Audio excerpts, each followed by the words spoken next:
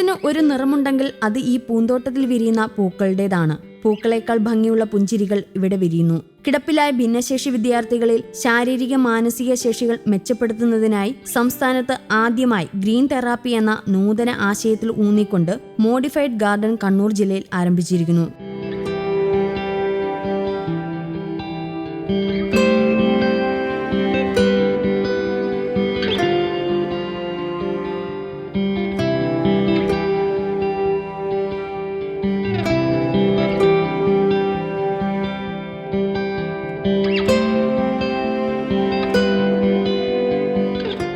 BRC മാടായിയുടെ കീഴിലുള്ള സ്പേസിന്റെ ഭാഗമായാണ് മാടായി ഗേൾസ് സ്കൂളിൽ പൂന്തോട്ടം നിർമ്മിച്ചിരിക്കുന്നത്.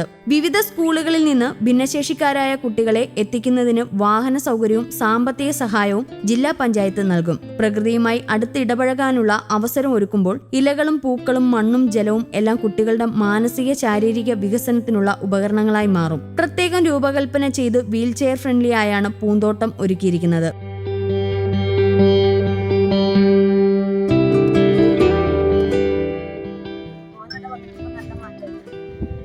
ഒന്നും ചെയ്യുന്നുണ്ടായിട്ട് എഴുതാനും വായിക്കാനും ഒന്നും അറിയുന്നുണ്ടായിട്ട് ഇവിടെ വന്നതിന് ശേഷം ഭയങ്കര മാറ്റമാണ്.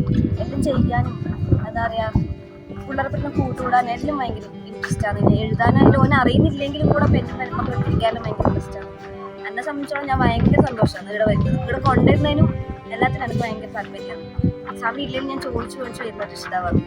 കാരണം അത്രയും മാറ്റം ഇവിടെ വന്നിട്ട് എൻ്റെ മോനുണ്ട്. വരാൻ തുടങ്ങിയ ശേഷം കുറേ മാറ്റമാണ്. മറ്റ് വലിയ സംസാരിക്കുകയൊന്നും ചെയ്യില്ല, പുറത്തുള്ളവരോടൊന്നും ഇടപഴകുകയും ചെയ്യില്ല. ഇപ്പൊ അതെല്ലാം കുറെ മാറ്റാണ്. വീൽചെയറിൽ ഇരുന്നു കൊണ്ട് സ്വതന്ത്രമായി ചെടികൾ നടുവാനും പരിചരിക്കുവാനും സാധിക്കും. കാഴ്ച, കേൾവി, ഗന്ധം, സ്പർശം തുടങ്ങിയ ഇന്ദ്രിയാനുഭവങ്ങളിലൂടെ പഠനാനുഭവങ്ങൾ സാധ്യമാക്കുക എന്നതാണ് തെറാപ്പി ഗാർഡന്റെ ലക്ഷ്യം.